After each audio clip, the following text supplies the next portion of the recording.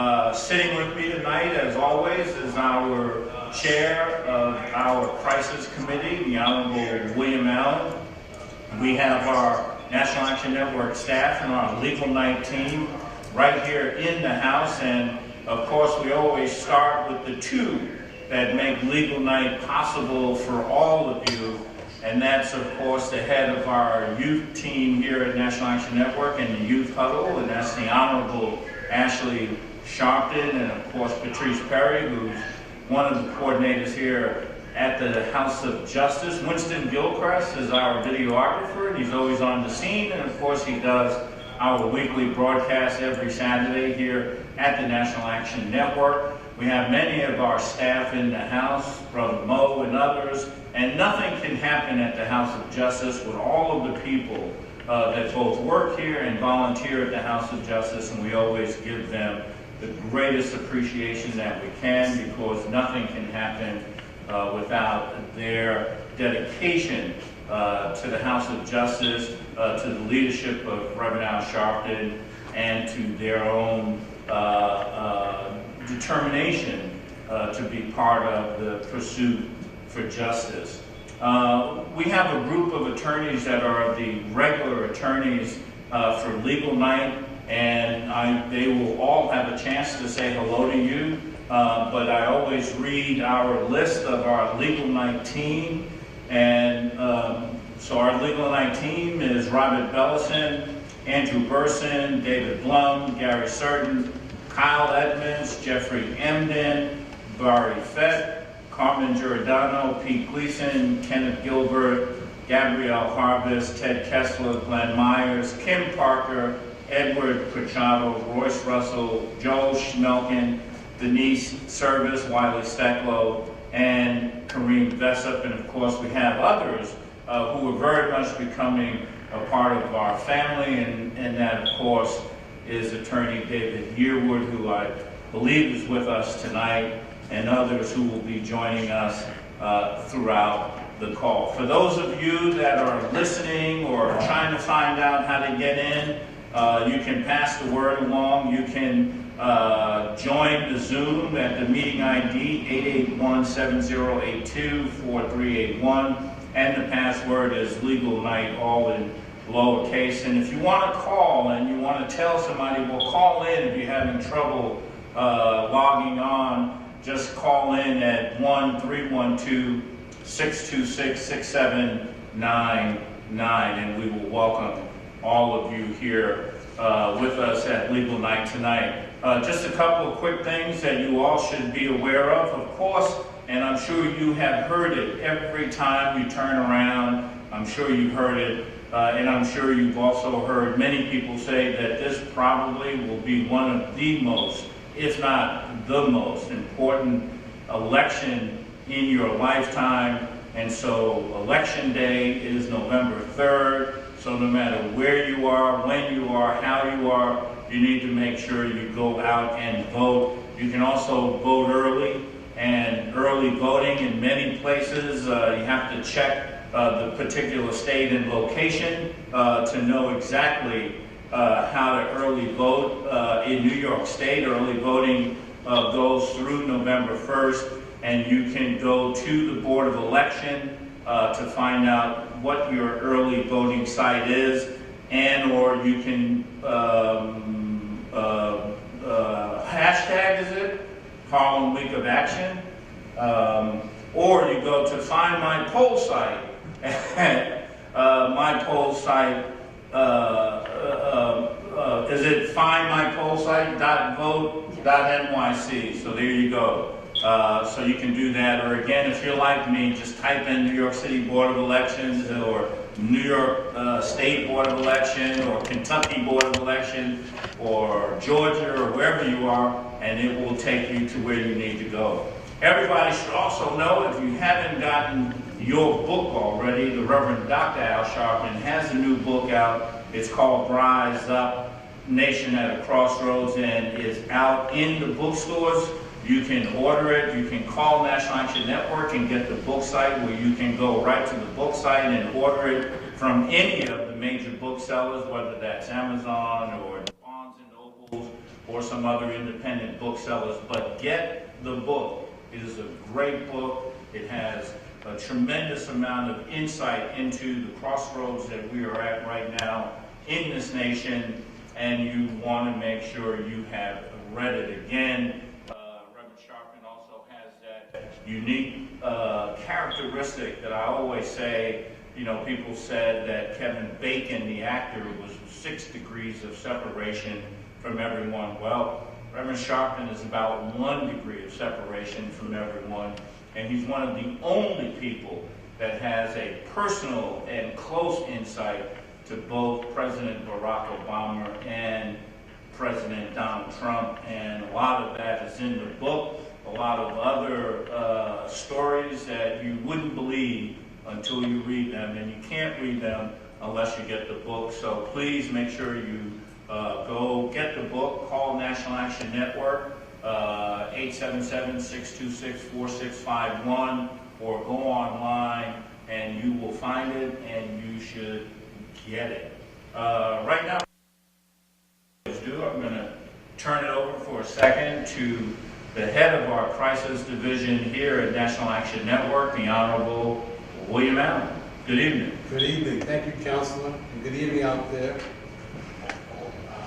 Happy to see all the attorneys on the Zoom tonight, and certainly all the others who have questions for them and for us. You can hear me good. So the mission of the crisis operation is the National Action Network, and we're all beginning to become more familiar with it.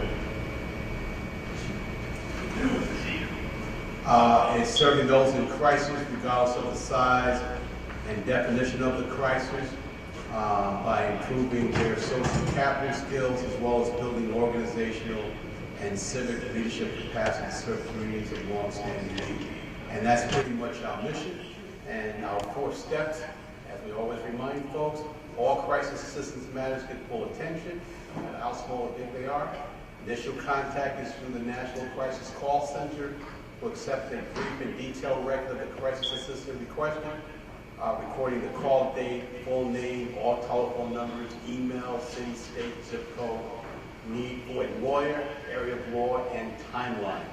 Then the matter is reviewed by the National Crisis Director, William Allen, followed by the regional crisis liaisons, the regional field liaisons, chapter crisis liaisons. All follow-ups will focus on the 4 required crisis steps. The first is legal referral. The second is political representation to access community resources. The third is clergy and community advocacy. And last but not least is chapter and chapter engagement for civic engagement, and leadership mentoring. We have quite a number of crisis cases that I want to talk about. Well, namely they are, but in terms of these categories that we've had over the last couple of weeks, so folks can get a sense of the type of stuff that we're doing and how we're reaching some kind of resolution. In particular, we had a mother, actually a sister, who got in touch with us about her brother being released from prison, and he was wrongfully convicted 30 years ago. And they have reached out to us for some guidance, not only in terms of legal guidance, but political guidance and civic guidance on this matter. Another case that came to us in upstate New York was a father and mother called in about their son who was murdered by the police in 2015, and they're seeking justice. And so some of the cases I'm now reading is part of our national call law, and many of our attorneys and other members of the Crisis Network team have access to that law, so they can see these cases or requests in real time, and so we're all trying to follow up on these matters. Another case is that you see, we got a call from a woman living in the NYCHA building, and she didn't have any heat. NYCHA is the New York City Housing Authority, heavily federally subsidized public housing here in New York City. Another case was in Philadelphia regarding her aunt, a woman regarding her aunt who was in a nursing home, and she was very concerned about her aunt's civil rights and how it tied into COVID-19. and needed to get some guidance in terms of how to handle that facility. Another case was out in Las Vegas, Nevada. Man was arrested for possession of drugs, has a court date, and is looking for adequate counsel. So as you can see, the type of cases that we have go from trying to get heat and hot water to trying to get justice after a murder. And sometimes, people reach us when the matter might have happened 20, 30 years ago. They felt that back then there were not enough systems in place. They didn't have enough support in place. And now with all the recent cases that's now emerging because of George Floyd and other folks, many people are now calling up saying, you know what, my case might have happened a couple of decades ago, but I want to put it to rest. I need to make sure that I've done all I can for my family members to make sure that I have reached out for justice. Other similar cases can be a little bit even more frightening. We have here a case where a woman indicated that some white men were trailing her wherever she went, and she was concerned about her safety, and that was in Texas. Back here in upstate New York, a son is incarcerated, needs an attorney.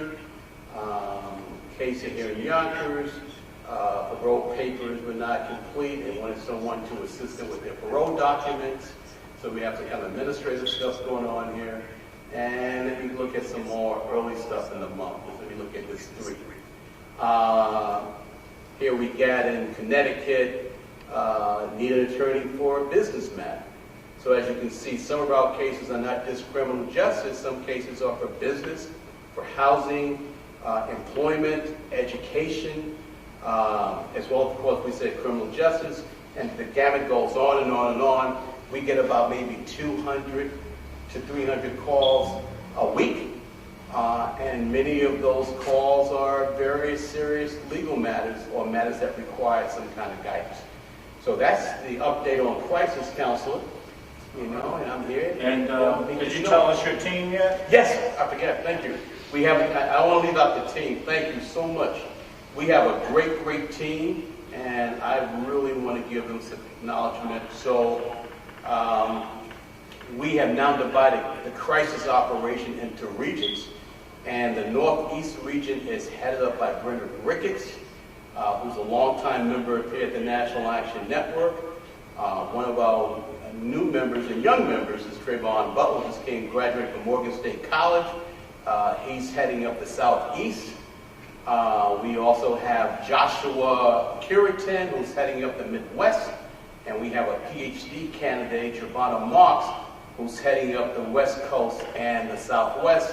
And the great Brenda Dock is the one that makes sure that, and Sister Word, make sure that our mail responds to God every week and on time. And we probably got another, in fact, we have an advisory council, which now is over 100 people all across the country. So when we have certain cases, we alert them, and they serve as mentors to those folks that are reaching out to us. So we're really putting together, Michael, a very tight crisis mentoring system, by which is not only lawyers, but neighbors and civic leaders that can make people feel that someone has their back. That's right, and you can always, again, call 1-877-626-4651 to get to the crisis division. I have to ask you, William. Yes, sir. Because you used to be at the Board of Elections. Yes. You sat in that seat. There's been a lot of questions about absentee voting, paper ballots, all of these kinds of issues.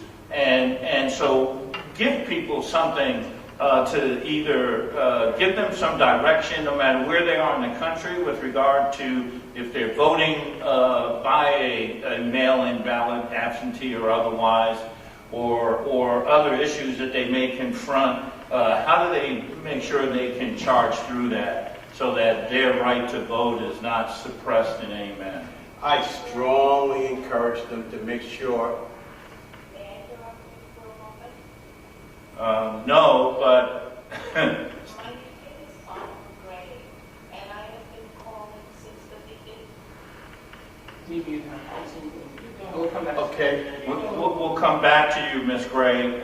Again, we do the program, so just stay with us, and we will be back with you at the appropriate time. We know your issue is important, and we want to definitely hear it, including any difficulties, but just kind of stay with me for a little bit, and we'll make sure we get everything handled. I guarantee that to you, and hope you will respect us in that way. All right, I'm sorry, Wayne. Thank you. So what I've been telling people, they must be in touch with their state or their county board of elections office so their rights can be protected. So you need to know what your rights are.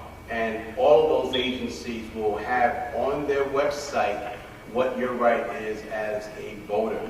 And they will also provide you where your polling site is. And if you have any problems, it gives you that whole process of how to address it. For example, if you're here in New York State and you have a problem voting on election day, you can file an affidavit, a ballot. And in some cases, that ballot allows you to go meet with a judge on that day.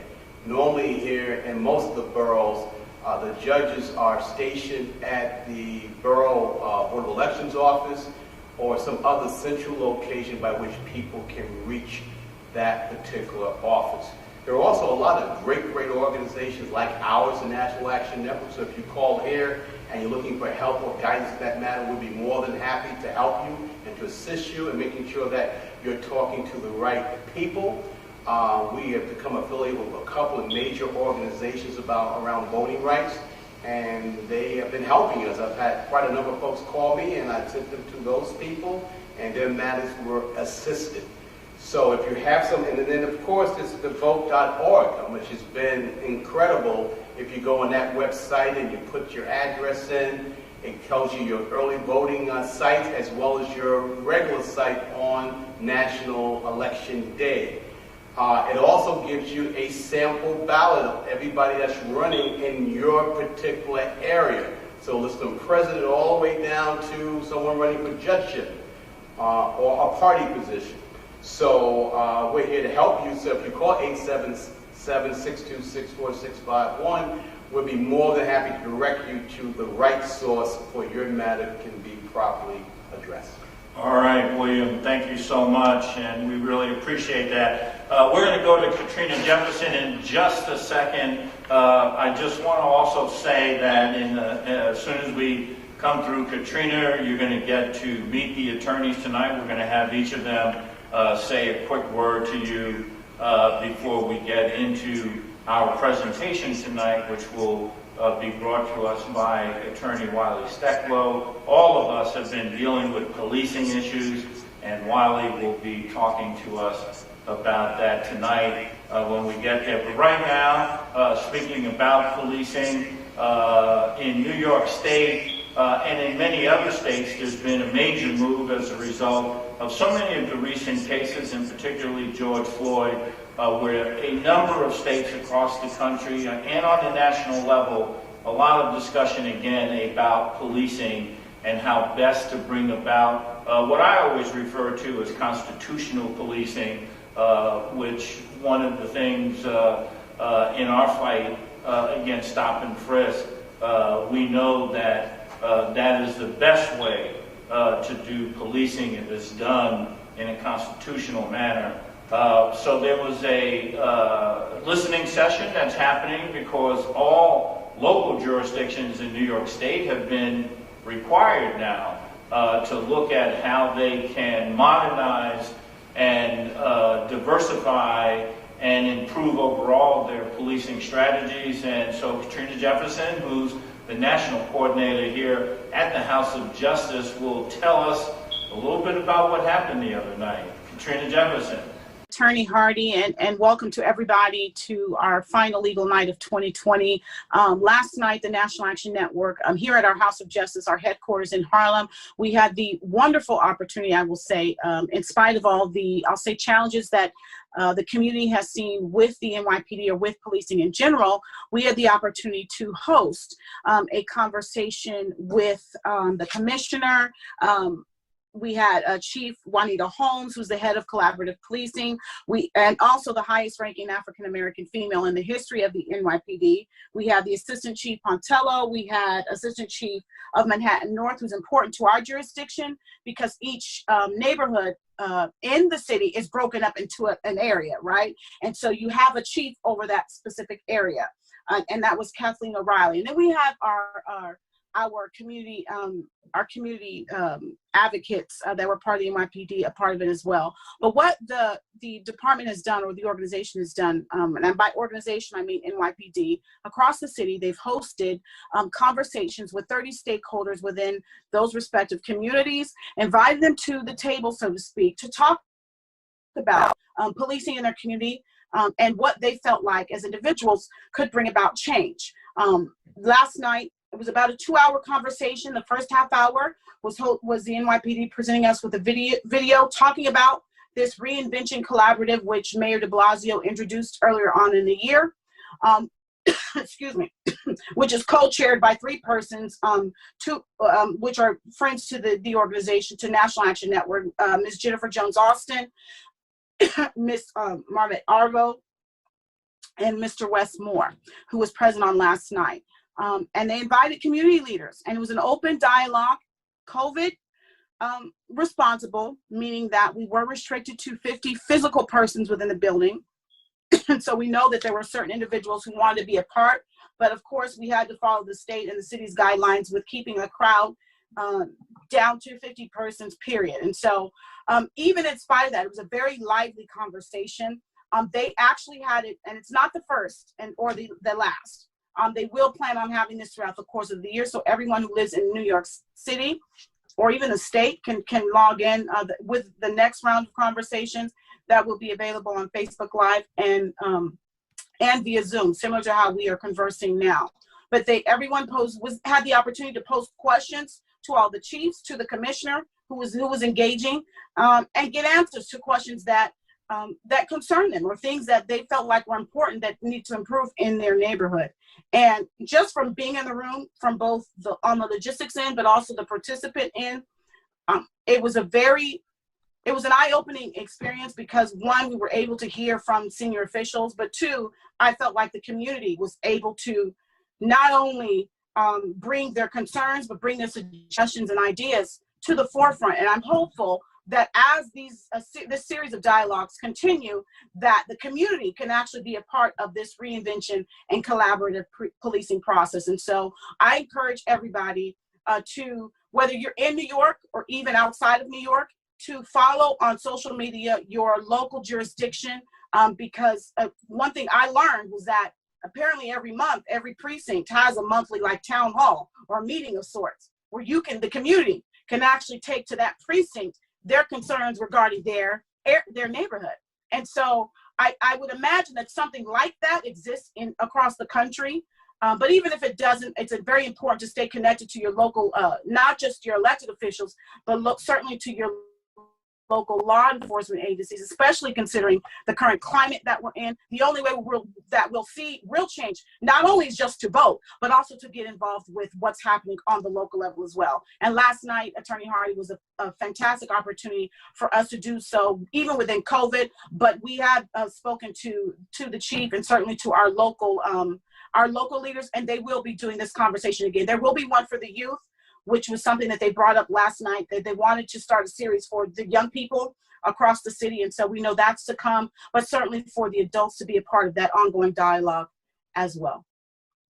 All right, and we appreciate and thank you for that, Katrina Jefferson. And of course, again, all of that is part of the statewide effort to get all the local jurisdictions to get with it when it comes to policing, and in particular, policing in a manner that really does bring about professionalism, courtesy, and respect. Right now, we're going to go to the attorneys that we have with us tonight. We always give them a quick opportunity to say hello to all of you that are with us. And I usually just go somewhat in alphabetical order because each of them are enormously important and giving to us. So you can never go wrong if you just go in alphabetical order, more or less. So it's the safe thing to do. So that's what I'm going to do. And as far as I can tell, we're once again going to start with that great young man, David Blum. You're muted. The alphabetical order thing always sort of catches me by surprise. Good evening to all the participants and to my fellow attorneys. It's very nice to see everybody out here for the final legal night. I want to introduce myself. My name is David Blum, and the kind of things that I can help all of you folks with, well, immigration issues, criminal issues, and family law issues are three of my specialties. I'm finding that there's a lot of people are being shut out of the court system, especially during this time of COVID. People with a lot of pressing issues. I know we were talking earlier about some of the criminal issues where people are not getting their hearings there, or people who were incarcerated for a while without getting a chance to get before a judge. People who have family court issues where their children are under conditions where they believe they ought to have different conditions and not getting before family court judges. And of course, we've got a new administration, and there have been some new immigration challenges that a lot of people are suffering. For instance, with our eminent new Supreme Court pick, we are rapidly approaching a time where LGBTQ and marriage equality rights are being threatened. And as terrible as that sounds as a esoteric concept, I am now struggling with clients who want to bring their partner from another country, and they're facing the possibility that that's not going to be an option for them. Of course, that if it's a federal law, it's very hard to do anything about that. But these are the kinds of issues that I deal with, those and family court issues. I'm going to put my information in the chat in a little bit. Of course, I'll answer the questions at the end, and I welcome anybody's questions on these issues and any other issues that I might have an expertise in. Mike, thanks for giving me the floor. All right, thank you, David. We're going to go to Jeff Emden. Thank you, Michael, and thank you everyone for joining us. It's a pleasure being here. I hope everyone is safe, and I can't stress enough the importance of getting out to vote in this election and getting in your ballots on time. There's a lot of litigation going on in various states with respect to when the votes need to be counted, whether it's by the postmark date or whether it's the receipt date. So it varies from state to state. So you need to check your local law. The most important thing is that you vote and you tell everyone that you know to vote. That's the only way that we can effectuate change. I've been an attorney for 35 years almost. My primary practice is in the field of civil rights.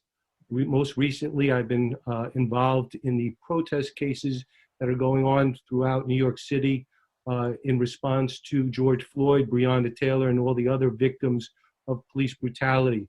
With respect to those cases, I'm representing protesters, onlookers, essential workers. Unfortunately, no one escaped the wrath of the police officers when they went to enforce some of the curfew laws. And they didn't even do that with equal protection for all. There was no observance of the COVID-19 protocols. Many of the officers were not wearing any masks. They didn't enforce social distancing. They were indiscriminately spraying mace into the crowd, causing people to cough and making it very unsafe for those individuals that were exposed to this. Individuals were placed on buses in close proximity to others. Medical treatment wasn't provided. Zip ties were used, and people were held like cattle for 9 to 10 hours. Their rights seriously abused. these are the kinds of cases that I'm dealing with now. I know Mr. Stecklow also is working on those cases and is presenting today. So I do those cases. I've done many other civil rights cases involving the retaliation of police officers who have gone after those individuals that have videotaped the misconduct of officers, falsely arresting them and beating them in the process.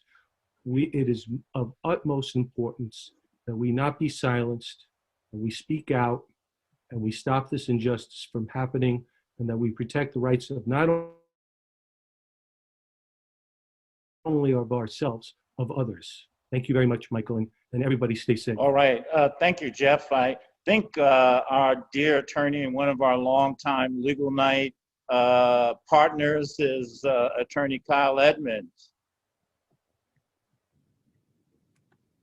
You're muted. There you go. Yes, sir. How you doing, Brother Hardy? Good evening, everybody. My name is Kyle Edmonds, native son of Harlem, along with my good friend Kim Parker, who I see also on. Welcome to Legal Night. I am an estate planning attorney. People don't plan to fail, they fail to plan. Make sure, especially in times like this, where illness and death is upon so many of us, to make sure you have your legal affairs in order. And you can do that very minimally and basically by getting a plan together, a will, power of attorney, healthcare proxy, living will, disposition of remains. Just a few documents that would help you and your family and friends to deal with these uncertain times. I want to report that I've already voted. I hope you can say the same, and if not, please do before the deadline, and obviously by November 3rd. Thank you again to everybody who participated tonight. If I can be of help, please give me a call. Thanks, Mike. All right. Thank you, Attorney Edmonds. We're going to go to one of Harlem's wonderful attorneys, very diligent, and has been a blessing to the Legal Night team, and that's Attorney Kenneth Gilbert. Good evening, everyone. I hope everybody stays safe. I have voted and stood in line for about 2 hours, but in order to get Trump out of the White House, at least without any type of military assistance, I think all of us have to get out there and make sure that he is nowhere and no way going to contest, because it's going to be a landslide. We're going to beat this son of a bitch. Excuse me. I specialize in criminal law. No mouth. I specialize in criminal law and family law. Right now, there does seem to be a lot of divorce cases around.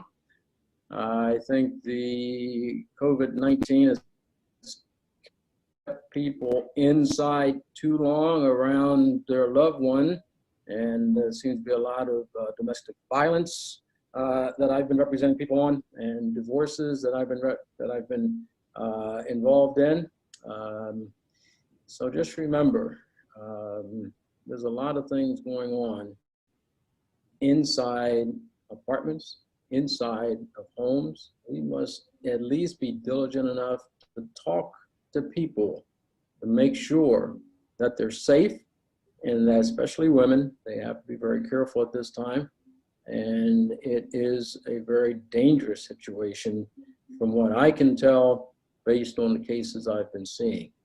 So everyone stay safe. If you know of someone that is in trouble with any type of a domestic violence situation, make sure that they do get some help. One of the cases I'm dealing with, it was a domestic violence situation.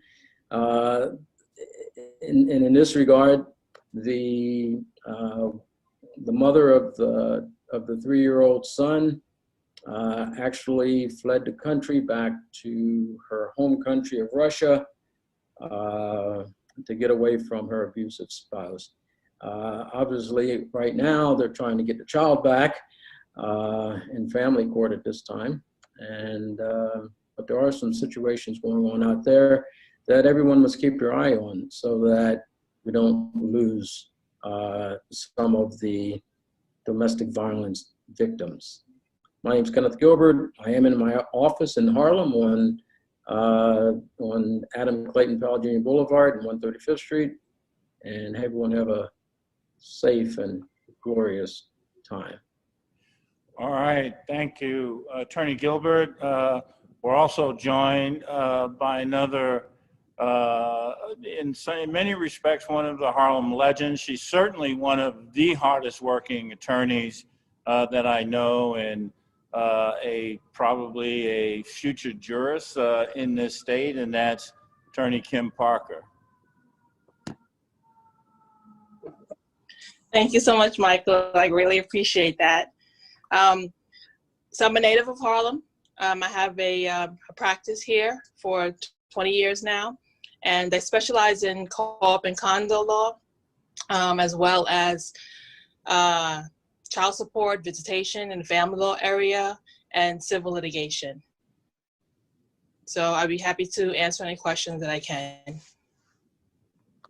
All right, thank you, Kim. Now, I may go a little bit out of alphabetical sequence. I know we have one of our newer attorneys that are with us tonight, and I don't want to get your first name, don't want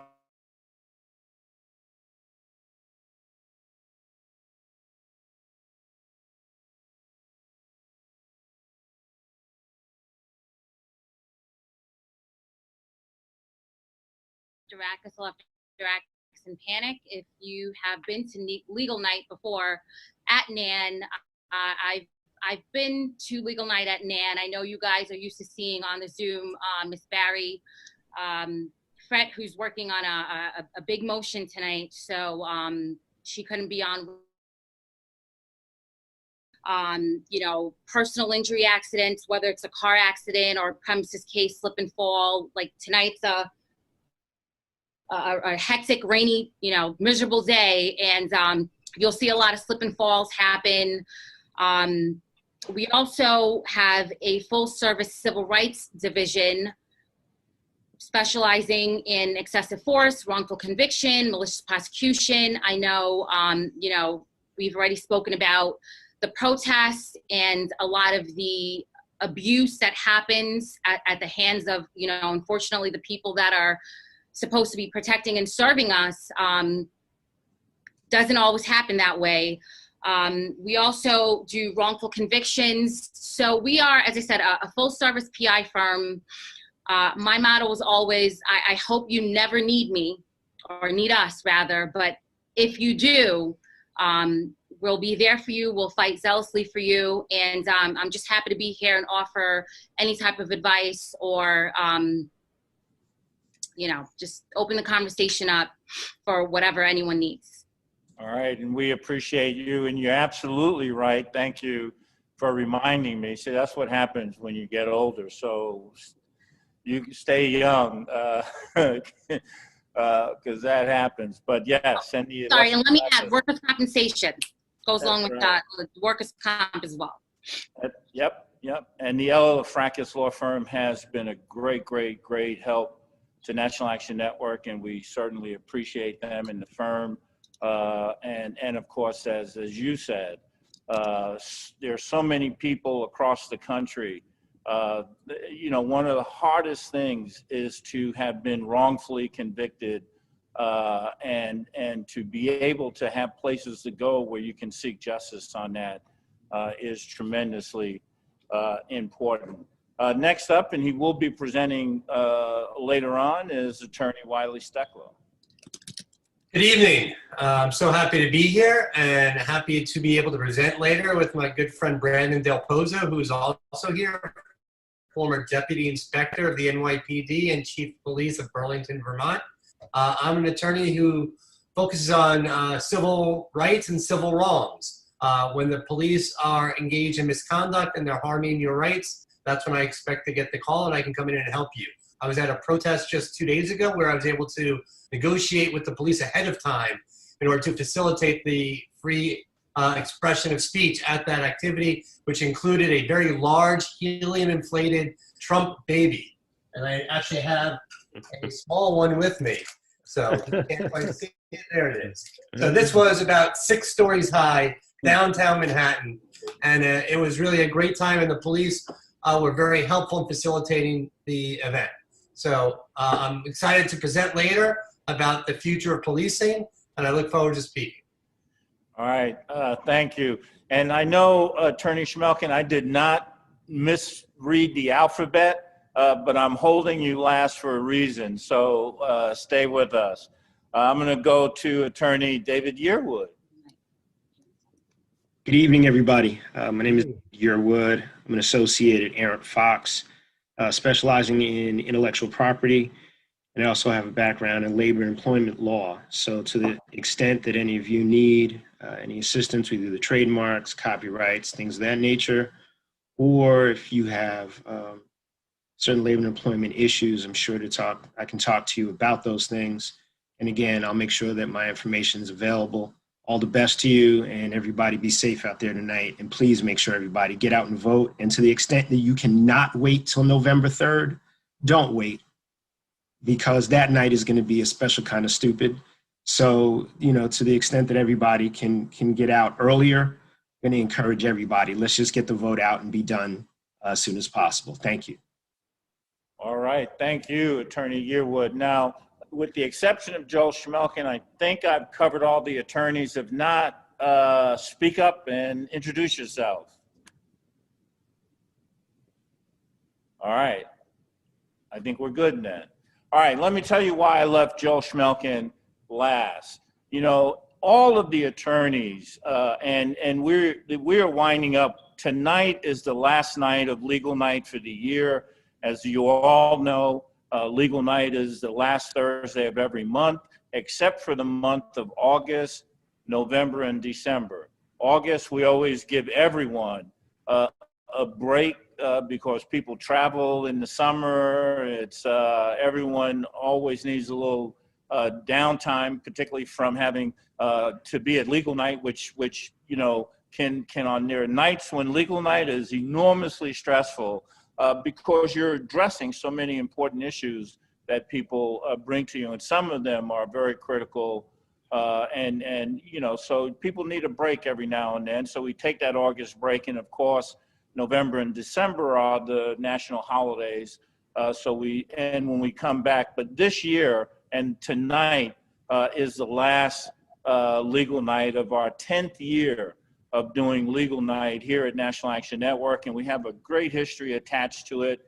Maybe one of the things we work on in the next year or so is begin putting together a little brochure with all of the accomplishments over these 10 years and the different things that have happened here at legal night. And every one of the attorneys that participate, all of them give of their time pro bono. We can't thank them enough for doing it. And everyone has contributed above and beyond the call of duty. And again, we can never say thank you enough, and we certainly don't pay them. And some of you that may hire them don't pay them either. So, you know, they are truly to be appreciated. But I leave Joel for last because Joel has, in many respects, not only been such a critical part of legal night, but he has really helped grind the gears of legal night, making sure that the literature goes out, making sure that we stay connected to all of the attorneys, putting a lot of the literature together for legal night. He's almost at the Saturday Action rallies every Saturday. Always here on the Saturdays, sometimes to you know, address and help people that may be at the Saturday rally. And so he's played a very additional special role in legal night. And in this 10th year, we just wanted to take a moment to give Joel a very special honor. And while we, the attorneys, and this is a collective gift from all of the attorneys, Joel, while, again, we all struggle and it may not be a great thing, but What we will be presenting to you will be a very generous, well, I think is generous. You may not think is generous, but we're going to give you a somewhat generous gift certificate to Brooks Brothers so that you can prepare yourself for your next major trial. And I look forward to presenting that to you on behalf of the attorneys and the participants of Legal Night. And we thank you for your 10 years of service. Thank you, Michael. The floor is yours. Okay. Michael, thank you very much, and I want to thank really the Nance staff for making Legal Night what it is. I have been an attorney for over 35 years. Got my roots in Harlem. Went to City College, took courses in urban legal studies, civil rights, and thereafter went to New York Law School. My practice, for those of you that don't know me, is half police liability and the other half negligence accident cases, whether it's construction accidents, automobile accidents, building accidents, street and sidewalk accidents, premises liability, medical malpractice, products. Anytime someone is injured and has been the victim of negligence is what we handle in my office, Schmelk and Associates in Lower Manhattan. But you know, it's not about me, and I really don't want to talk about me. What I really want to talk about for a moment or two is Legal Night, and maybe what Legal Night means to me and really means to the community. I think that Legal Night is very important.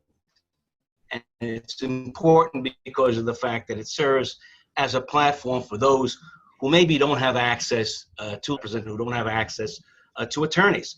You know, and really, there's a special thanks really that we all have to give to Reverend Al Sharpton for Legal Night. Those of you may not realize this, but Legal Night was Reverend Sharpton's idea. It was his brainchild, so to speak, if you will. So Rev, a special thanks for your inspiration, for your guidance, and for your approval of this particular platform. We started with 2011, and this is the 10th year. This is the conclusion. And I remember 10 years ago, Mike, being up at the House of Justice with you on 145th Street and speaking with you, with Wiley Stecklow, with some of the other attorneys, discussing how we can bring Legal Night to life, so to speak, and what we can do for it and how we can help this community and organization-wise. And really, Legal Night has always been within a theme of the National Action Network. That is helping those who are less fortunate, helping those who have been pushed aside, underrepresented, and discriminated against. And you know, you look around in today's society and we see there's a lot of social injustice out there. And the way in which I think that we're going to achieve social justice for all really is by having more platforms, more discussions like Legal Night, more civil rights groups like the National Action Network, more leaders, more civil rights leaders like Reverend Al Sharpton. 10 years, we hope for another 10 years to go, and then we'll ask for some more time. And really, Mike,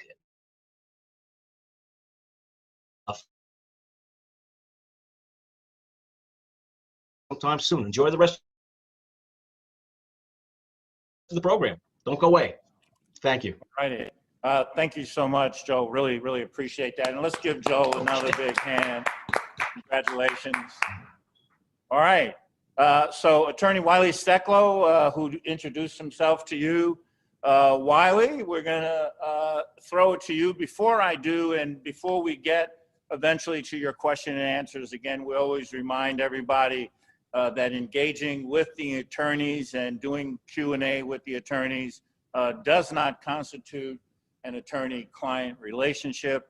And for all of you, that's not a negative statement, but we're required to make sure we advise people of that. Wiley Stecklow. Thank you so much. And I think I just checked. Brandon, I think you are being unmuted. Hey, here I am. Can you hear me? Unmuted. Great. So first, let me give a shortish, if I can, introduction of Brandon Del Pozo. Not easy to give him a short introduction because of all he's done. Brandon is a son of New York City and a product of the New York City public school system. After earning an Ivy League college degree, he did something highly unusual for people who graduate from Ivy League colleges. he became an NYPD police officer. During his career, he rose through the ranks. He even got the NYPD to send him back to Harvard University, where he earned another master's degree there. And then they sent him to the Middle East to work the intelligence division there. Brandon and I first met during Occupy Wall Street. And like my friendship with brother Michael Hardy, even though Brandon and I starred on opposite sides of a lawsuit, we had a healthy respect for each other and we've stayed in touch. After Occupy, Brandon was recruited to move to Burlington, Vermont, where he became the chief of police. While there, he caught my eye again by not taking enforcement action against the First Amendment gun protest that was put together by University of Vermont students. And in the face of some fierce criticism from local residents, Brandon published a press release indicating why both the police department of Burlington and the citizens needed to honor the First Amendment. Obviously something very unique for a person in his position to do. After 5 years as the head of the police in Burlington, Brandon retired and finished up his PhD and entered academia at yet another Ivy League college, Brown University. Every police officer I ever meet and I speak to and I'm trying to negotiate something with, when I mention Brandon, they all know who he is, they all have a healthy respect for him, and they all reference his nickname at the NYPD. He's known as the Intellect. And so I'm very proud to present Brandon tonight, to bring him with me. He and I have had conversations about the future of policing, and I believe he has a very unique perspective on that. And I think based on what we heard earlier about how National Action Network is now talking with the police department, bringing the officers into the House of Justice and bringing them to meet the community members, I hope people can listen to how Brandon expresses how he believes the future of policing should be done. Because I think he's got some very unique and interesting ways of thinking about it. He's got the background and perspective to really know what he's talking about. And I think it's a way that we can educate ourselves when we're dealing with the current administration, the current police. We can really hold their feet to the fire about what we want as a community for our police department. So Brandon, welcome. Thank you very much, Wiley. You know, when we've spoken in the past, you've moved away from adopting the general term of community policing. Why is that? Yeah, we were talking about this even a few nights ago. And by the way, thank you for that warm introduction. I always wish my mother could be there to hear it because she's still there in Brooklyn on 76th Street. Her big move in life, by the way. My father came over from Cuba, came up from Miami, met my mom. His dream was to meet this Jewish girl from Brooklyn. There I was coming out of that situation on 76th Street. Their big life move was to move. When they finally sold the house that my great-grandmother grew up in, it was to move 2 doors down in with a retired firefighter in his apartment upstairs. So Brooklyn through and through. But to hear New York City lawyers talk about my education would just, make her tear up. So if this is being recorded, maybe I'll replay it. So just seriously, thank you. Thank you for that warm introduction. It makes me miss the city. But about community policing, I feel like community policing means everything and nothing. I feel like it's a very amorphous definition. And I feel like when a police chief wants to make a good impression or they're under the gun, no pun intended, they just start talking about community policing. And I give this scenario where, a mayor or a city council has a police chief candidate at the podium during an interview for the job, right? And they go, the typical question, and it's a good-natured question, is, what are you going to do to bring community policing to our city? And I'll tell you, the answer can be anything. It could be coffee with a cop, ice cream with a cop, community input, inviting the community to meetings, letting the community know about the discipline process, listening to community priorities. It's community policing is like an amorphous commitment to a bunch of techniques. But if we look in America, like where really has the use of community policing gotten us, right? Like Minneapolis, Ferguson, Missouri, Portland, Seattle, New York City, Baltimore. These are all, you could pick a police jurisdiction that you're quite happy with, like Camden, I think is a good jurisdiction. And they'll say they do community policing. You can also pick jurisdictions I just named where there are profound problems, pockets of corruption, a lot of dissatisfaction. And they'll all insist up until the day before the crisis that they're engaged in community policing. So I know we plan to talk a little more about some alternatives, but I think like by allowing police to continuously hew to this like amorphous set of actions that don't yield commitments to outcomes. We just give police an out, and we give them the rhetorical cover to keep on giving the same answers to the press and the same answers at interviews. Thank you. So to me, I think that's important for people to remember that that term community policing can have no weight behind it. And that's why you have to sort of get underneath that. Right. I know one of the other things we talked about, Brandon, was, I think it was one of your former bosses sort of really pushed onto the entire country, starting in New York, I think, CompStat, right? Computer statistics and driving police towards that. And it took a turn for policing towards statistics and numbers. How do you see that as either helpful or harmful in the future of policing? Yeah, that's a good question. I'm glad you asked it. So let's see if I can remember there's 4 pillars of CompStat. And if you read like NYPD folklore, Jack Maple was this like rambunctious lieutenant who used to wear a derby hat and bowling shoes, or bowling hat and derby, I forget that, and he was in Elaine's on the Upper East Side, which if you know what Elaine's is, you're dating yourself, but I know what it was. He wrote it out on a napkin. And the first pillar of CompStat is accurate and timely intelligence and information. You got to know what's going on on the street. You got to know where your crimes are happening, how many of them, what the situation is, right? Sounds very reasonable. Second pillar of CompStat is effective tactics and strategies. You got to know what works. You got to know what's going to address the situation. You got to know your plan that's going to get results. Again, sounds reasonable. Third pillar is rapid deployment of resources. So it's not a bunch of guys and gals sitting around jaw-jacking about a big plan to save the city. It's about getting the resources to the right place at the right time, right? And then the fourth pillar is relentless assessment and follow-up. And I remember, when I was talking about, I'll say this. So those are the 4 pillars. I used those pillars to great effect to address the opioid crisis in Burlington, Vermont. I went to my mayor. He's a Vermont native, but like if you heard my academic background, he's also like this overeducated technocrat. So I said, hey, we have this whole way that we're going to do the opioid crisis where we're going to apply CompStat to it. Timely and accurate intelligence, effective tactics and strategies, which is the medicine, methadone, buprenorphine, right? Rapid deployment of resources. We're going to get the medicine to the people who need it. We're going to constantly be assessing how well we're doing that. Right. So I think that you want to measure what you're doing. You want to have a good grasp of the situation. You want to make sure if you're spending taxpayer dollars to the tune of billions a year on policing, that it's delivering public safety. The problem I feel with CompStat is that when you're measuring the things that are not the true endpoints of community health and resilience, but what we call the surrogate endpoints, the intermediate endpoints, you could have, and you're engaged in this paramilitary top-down way of doing that, you can have a fairly negative effect. And by that, I mean, this is what CompStat measured. How many tickets were issued? How many arrests were made? How many kilos were seized? How many guns were taken off the street? Was it always more than last year? And then what the police department did, how many stop, question, and frisks were there? When you watch stop, question, and frisks on the New York Civil Liberties Union website, which I'm sure you've all seen, it goes from a few thousand a year up to 658,000 a year. That's because year after year, that was being relentlessly assessed and followed up on. It was falsely believed to be an effective strategy. And year after year, commanders could say, look, I did more frisks than last year. And look, crime is kind of under control, right? Is that what communities really cared about? No, they cared about their safety. They cared about their health. And also a lot of the things that the NYPD did by putting people in jail, for example, on their face seemed to reduce shootings and crimes, which people are entitled to, but had a lot of bad effects in the community. Incarceration tore the community apart, right? Tickets would suspend people's licenses and make it harder for them to get to their jobs. Giving kids tickets on the street for drinking and smoking might seem like a way to break up that crowd, but then you're giving these kids court appearances. So CompStat, the idea of effectively measuring what you're doing works.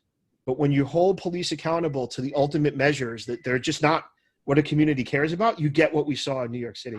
I know I went on, I mean, you're asking about 20-something years of police history, and I kind of put it in a nutshell. I hope that, does that answer the question? Yeah, it does. I think in summary, what you're saying is that what they're measuring with CompStat is the problem. And in the future of policing, what they measure has to be closer to what the city needs, like what the community is asking for.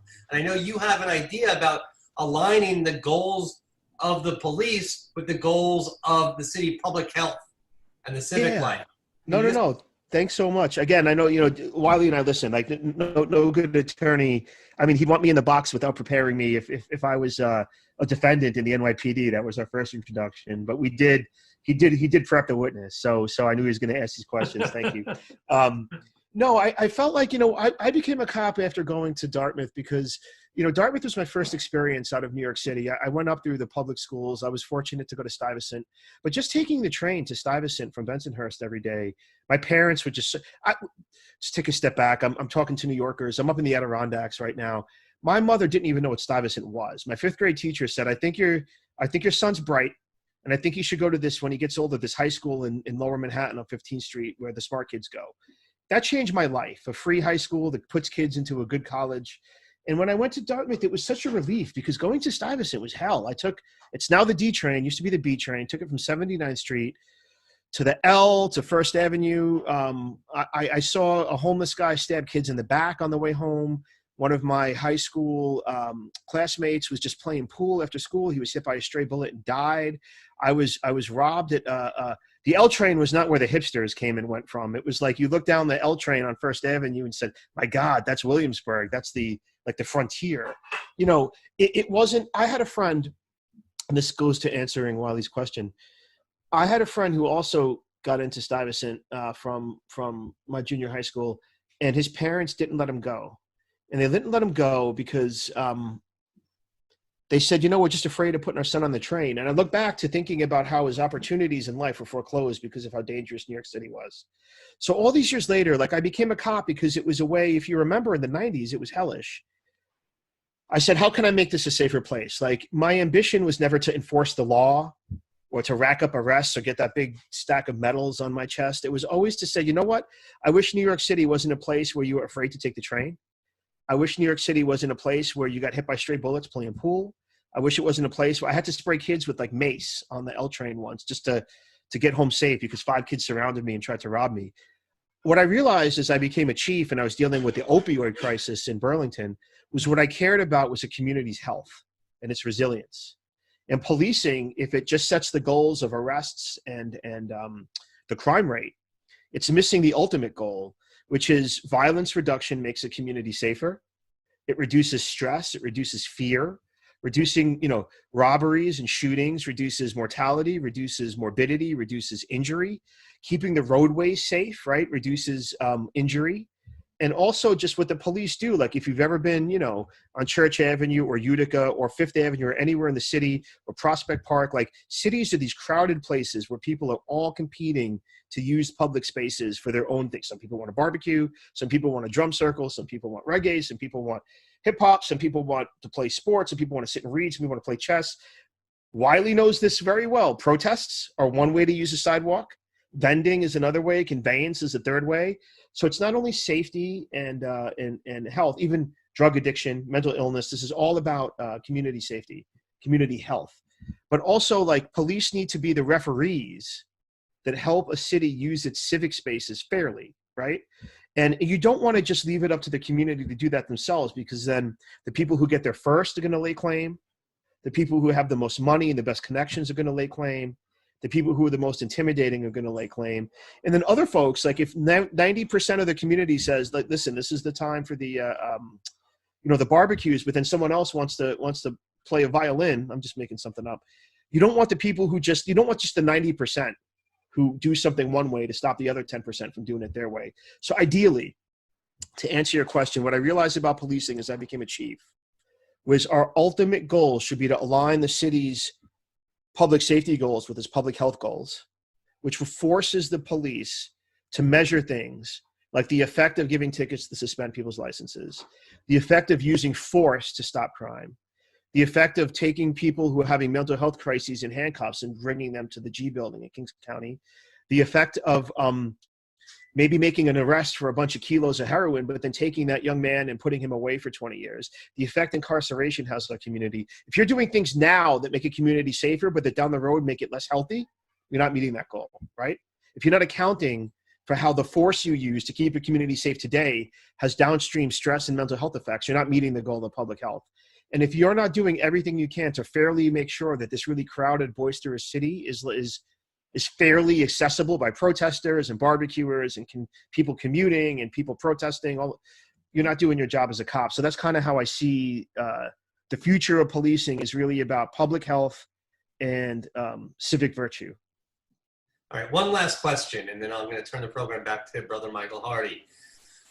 Right now, one of the big things we hear it at the presidential debates, we hear it on Twitter, we hear it in the streets, is defund the police. Right. And I know that in the city there was a big movement to defund $1 billion of the $4 billion budget the NYPD has.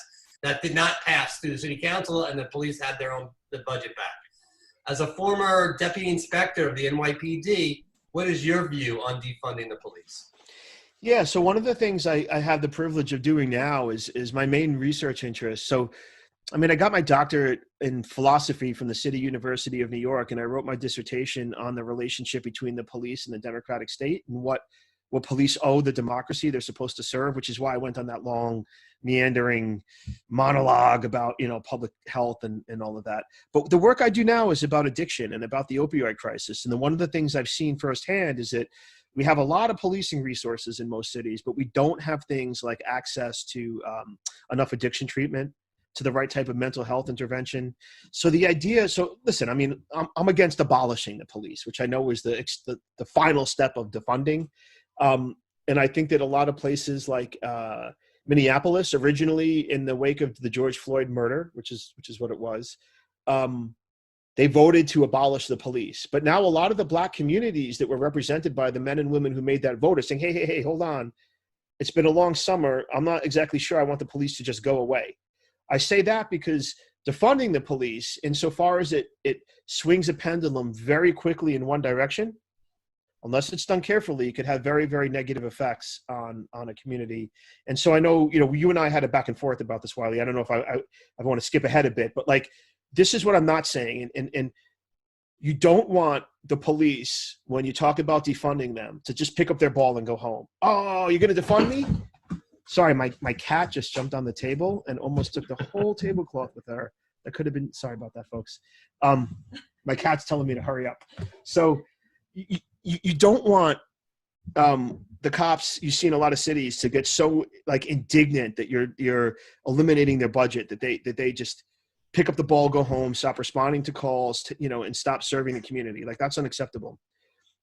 You also don't want someone to say, wait, we can't defund the police too quickly because it's just going to have bad effects. So let's do it a little bit. And let's do it a little bit. Let's talk about that next year. You'll get a lot of people, I think, who make a bad faith argument about defunding the police because they're trying to kick the can down the road, wait a few budget cycles, wait for a new mayor to get elected, wait for crime to go up, and then use a lot of excuses not to defund the police.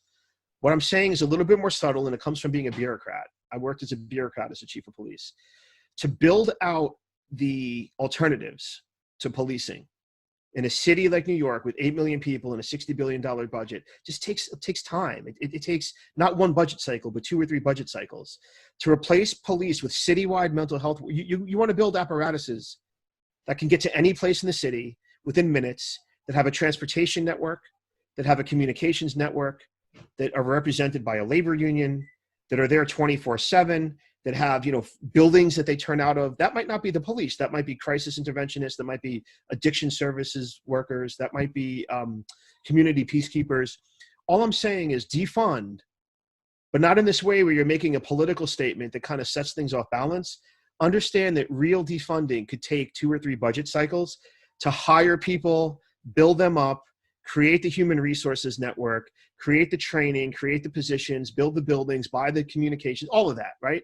If you really want for example, and I'll close by saying this, if you really want addiction providers, addiction treatment providers, and crisis interventionists and social workers to replace police in a city like New York that's 320 square miles with 8 million people, it's going to take a few years to get that up and running. Mayor de Blasio put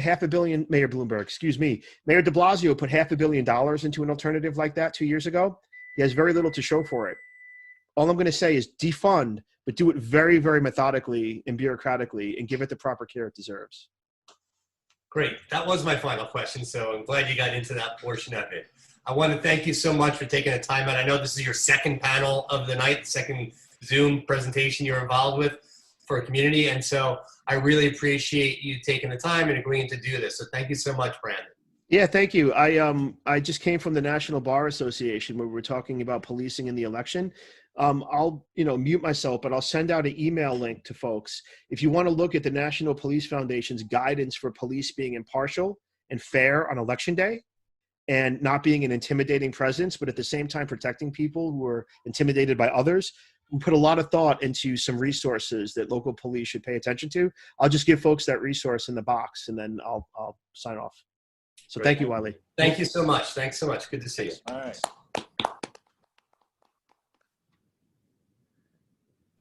All right. Thank you, Wiley, or Attorney Stacklow, excuse me. All right, so we're going to go to our Q&A, and that can include questions with regard to the presentation. Now, we just asked people to do a couple of things. Sometimes we know that some of you are involved in litigation. And so if you're involved in litigation, you have an adversary, and we only ask, since you're in a public forum, please don't disparage your adversary, again, notwithstanding views you may have of them, because we don't want to put you in a situation where you might create a situation for yourself in terms of defamation or something along those lines. So be mindful of that.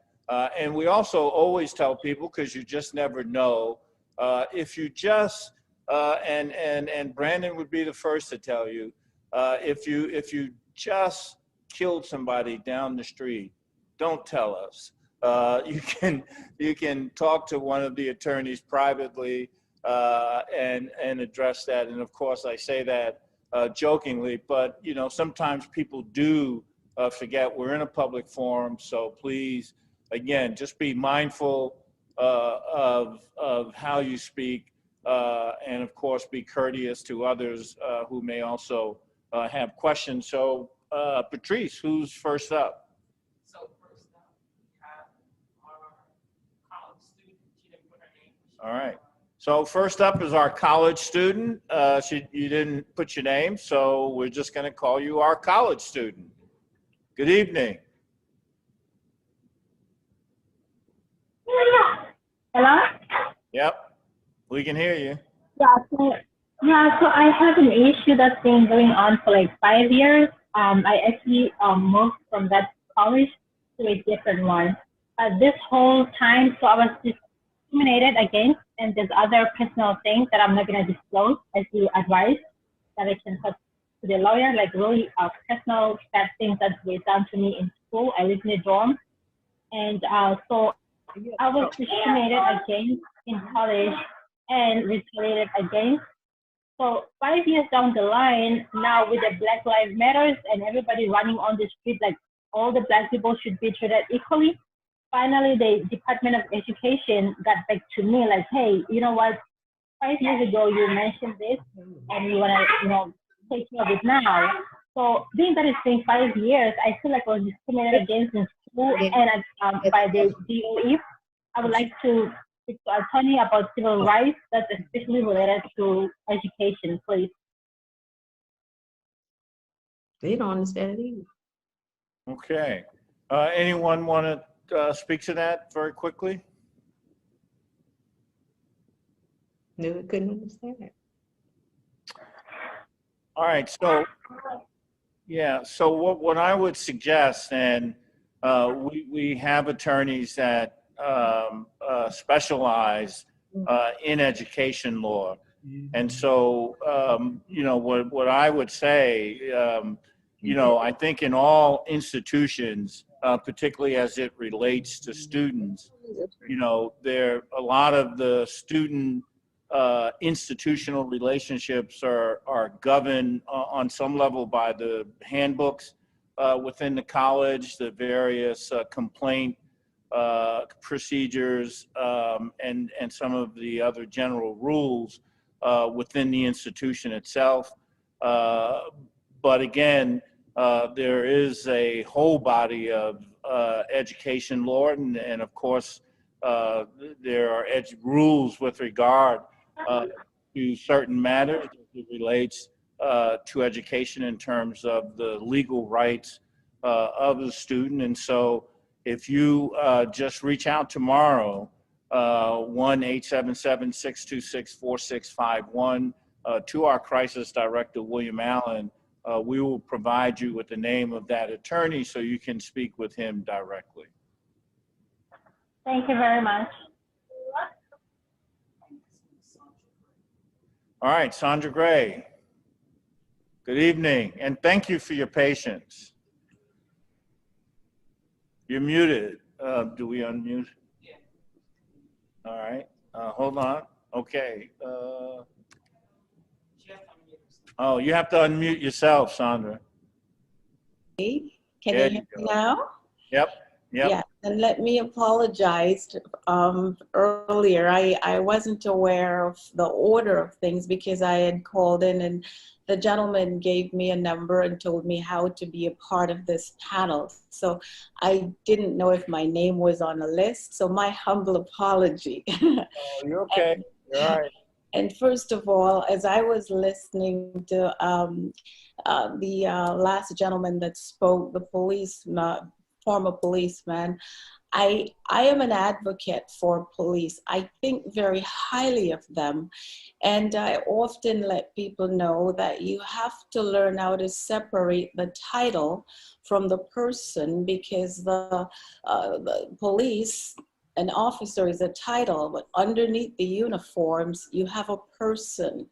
And so I always treat officers with respect, to the point where in the community where I lived, where I was taken advantage of, I would often, in the morning, sometimes I would go to Starbucks. For example, a few years ago when they had an unrest here in California, and so many police officers were driving around in unmarked vehicles, I would go to places like Starbucks and I would purchase over 150 gift cards and take it to my local station, and for the police to have it, just to show them that I love them.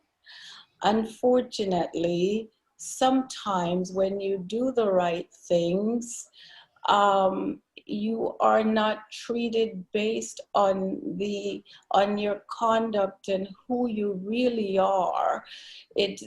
Sometimes you are just automatically labeled because the color of your skin, instead of knowing who you are.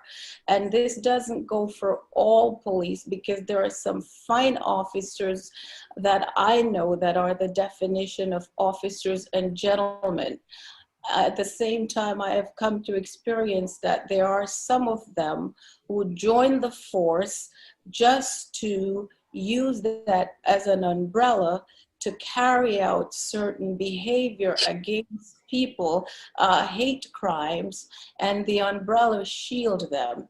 In my case, I am a professional real estate broker, a single Black woman who bought a home in the foothills of Southern California in a city east of Los Angeles, a different county, 15 years ago, and raised my daughter there. I paid $750,000 for my home. And about 4 years ago, of course, when the market went down in 2010, lots of people went into the area, Chinese, if I may allow to say that.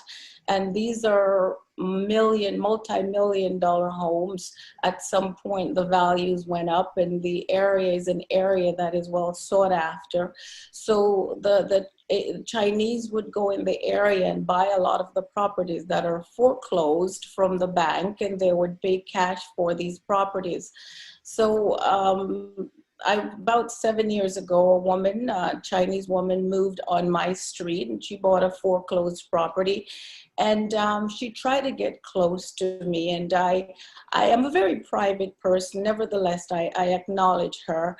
At any rate, there was one property next door to me that was a foreclosed property. It was vacant. And so she told her friend about the property. He bought the property and he rented the property to some Hispanic people about 4 years ago. Unfortunately, we know that in every race you have dysfunctional behaving people. Unfortunately, that was the type of behavior I had living next door to me. Federal drug parolee, gang members, illegal aliens, and the list goes on. And all I did was ask for peace in my home as they would play loud music around the clock. Sandra, let me ask you, what is there help that you're trying to get, or are you just sharing to us your story?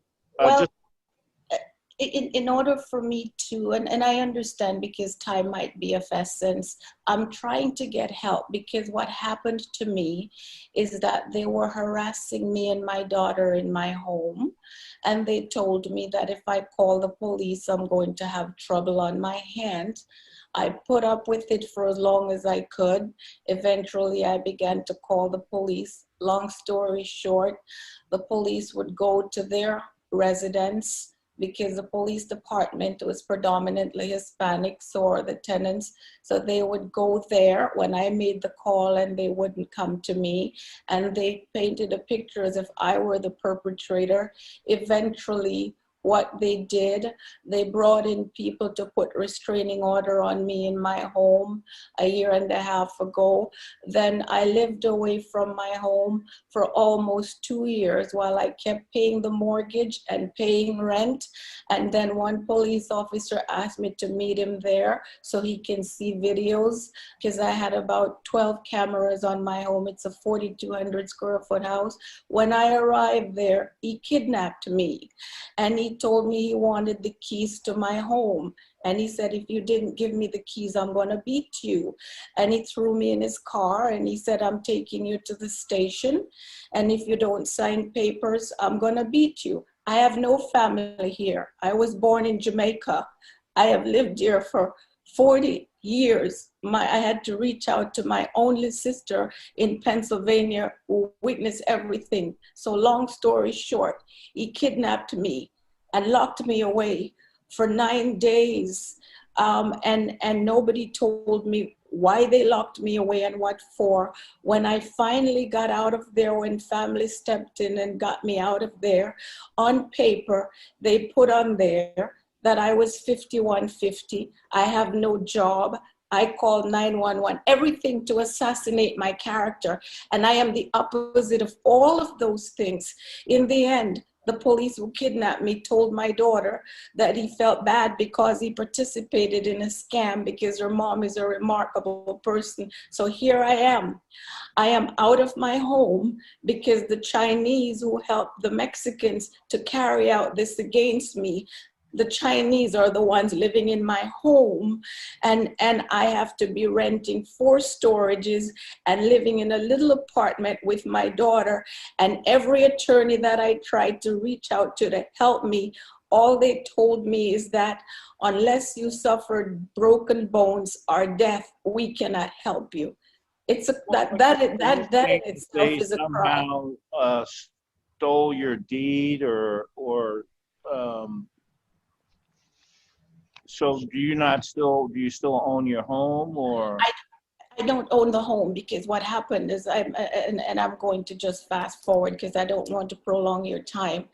As they continued to vandalize my home and took out restraining order on me for me not to stay there, and a judge gave them restraining order using with fraud, not knowing the truth and not knowing that I'm the homeowner. So when the judge gave the tenants the restraining order to run me away from my home, I lived away from the home for almost 2 years while I was paying the mortgage and paying rent. So at the point when I was about to run out of money, because every time I go to my home, they run me away from there, and police threaten to beat me if I go to my own home. So to answer your question, my house was about to go into foreclosure because they set it up that way so they can buy it cash from the bank. So as a broker myself, I could not even sell my own home. I tried selling it for 4 years while they were there, but they kept telling me, quote, we're going to run you away from there. You're going to see that house and you can't stay there. And you keep calling the police. You should know that all the police does is kill niggas and nothing comes out of it. Those were their exact words. So I brought in a Coldwell Banker agent to hurry up and sell the property for me so I can at least get something out of it. So a property that was with a market value of 1.1 million, I had to hurry up and sell it for $860,000. And the people who bought the property are the ones who ran me, who collaborated to run me away from my home. They're the ones in the house now. Did you get the benefit of the sale? Pardon me? Did you get the benefit? You sold the house, so. I sold the house, but I had to cut my profit and paid off the mortgage and walk away with a little bit because the market value was 1.1 million to prevent. What are you trying to do then? I am trying to get someone to help me, sir, to file a lawsuit against the police department and the landlord because I have violated and assassinated my character. You just don't do that. And as a single woman, everything I worked for, I have one daughter that I put through 2 universities by myself. And everything I worked for, they took it away from me. So it was a setup to take away the home. If you Googled my address, which was 12539 Tejas, that's T as Tom, E as Elephant, J as Jack, A as Apple, S as Sarah, Court, in the city of Rancho Cucamonga, it might come up as Etowanda. That is my home. That as a single woman I worked hard for, and they just didn't think I should have it because the Chinese told me to get out of it. It was too big for me. And I said, who are you? I've lived in my home from scratch. I had my home built from scratch. Get off my property. Sandra, let me ask you a question. This is Joel Schmelkin. How far are you from San Diego? Darling, I'm about I would say about 2 hours. 2 hours. All right. Look, out in California, 2 hours is like driving 20 minutes in New York City. I want you to call me tomorrow. I have a friend of mine in San Diego. My name is Joel Schmelkin. You're going to give me a call tomorrow, and I'm going to try to put you in touch with a local attorney because from what I understand, you really have to speak with somebody locally. You know, sometimes attorneys here in New York City can get involved in certain types of cases, but sometimes based upon the facts as I'm understanding them, you really need somebody local. My name is Joel Schmelkin. That's SCHMELKIN. Yes. Call me tomorrow in New York City, 212-227-8865. And I have a friend of mine in San Diego that has a more general practice dealing with real estate and dealing with lawsuits and things of that nature and so on. And, you know, maybe he can help you, okay? Thank you, sir. Thank you very much. And thanks for coming by this evening. Thanks for having me. All right. Thanks to all of you. Thank you. Okay. Hello. Hello. This is Dave. Oh, hold on, David. All right. Sorry. I will exit now. Okay. All right. Thank you. Okay, so David, hold on. Phil is before you. So Phil, you want to? Oh, you have to unmute yourself. Hello. Okay. Can Hello. you guys? Okay, you guys can hear me. Yep. Okay, great. Yes. Good evening, everyone. Yeah, I was giving this information to everyone. I hope you have a blessed night. I'm happy to be here. I've got some wonderful information. I definitely got down. I got contact already through one of the chats from the attorneys, and we're going to speak tomorrow about what my situation was because I put it in the chat. I have a child support case issue from New York that has been going on now for some years. Both of my children are of age now. One is 18 and the other one is 22 years old. The mother of these 2 children of mine is an officer. She's a captain in Rikers Island, and I have been getting the runaround and a whole lot of nonsense going on with this child support since I have been home from, was it 2008? 2008. It's been about 13 years now. I went into the courthouse several times to get what they said was to get it reduced because I wasn't working. I had just came home from being incarcerated. That was one. I learned also that the time that I was incarcerating, there was still child support being charged and the arrears being charged while I was incarcerated, which I heard they was not supposed to do that. That was supposed to be stopped. I went in there to also get a reduction. At the time when I came home, I got a job, everything. I was paying weekly because they were taking it out my check. And to make a long story short, I've been getting the runaround, and I believe I've been getting mistreated because the mother of my children is an officer, and every time I step into that courthouse, they know her, they treat her differently than they treat us. All right, understood. And so I understand that you did get a response from one of our participating attorneys. Absolutely. He'll follow up with you, so that's excellent.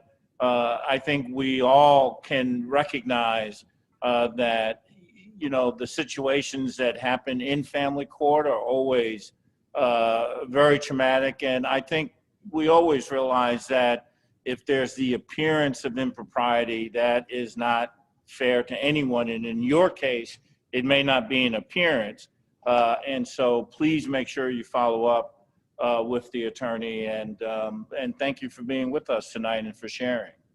Thank you. Have a blessed night. All right. I think David Owens was right before them. All right. Good evening, David. Hello.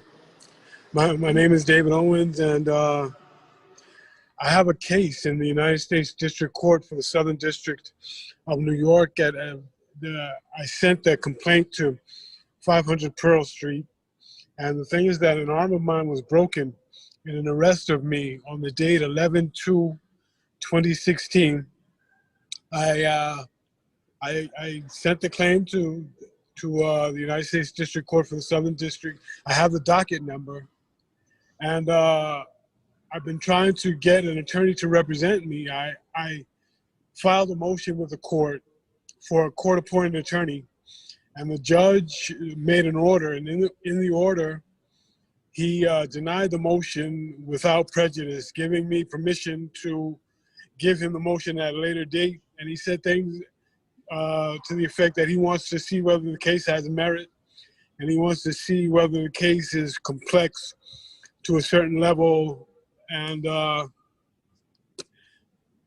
I think that the police officers maybe cannot justify the amount of force which was used to break my arm.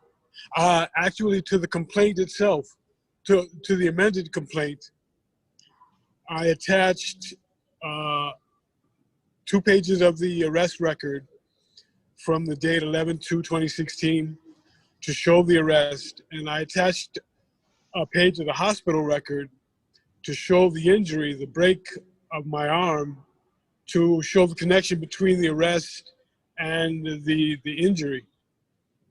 I'm hoping that an attorney will help me. I got the names of a number of them from the chat, and I intend to call each of the numbers, each of the phone numbers which I have. I have the name and phone number of Mr. Jeff Edmond, Mr. Jeff Emden.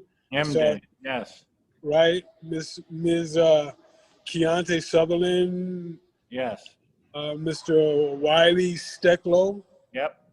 Mr. Joel Smelkin. Mr. Yep. David Bloom. There you go. Mr. Kyle Edmonds. Mr. David Yearwood. And Ms. Kim Parker. Can I ask a question? David, Yeah. you said you had the index number. I just went on the Southern District website, and there's a bunch of David Owens plaintiff cases. So what is the index number? The index number is 19-CV-10213-GBD-JLC. Okay, so you're before Judge Daniels, which is good. He's a good judge. He's a well-respected judge. I'm happy to speak to you about this. I think you said you have my number. If you want to give me a call, I'll be able to go on the docket before you call and get a good overview of what's going on with your case. And then I really like Judge Daniels, and if there's a possibility that I can come in here and help you, I would be happy to do it. All right. That's what Legal Night's about. Thank you, Attorney Steklow, and thank you, David. I thank each of you. All right, Harlem Diddy is next up. Good evening.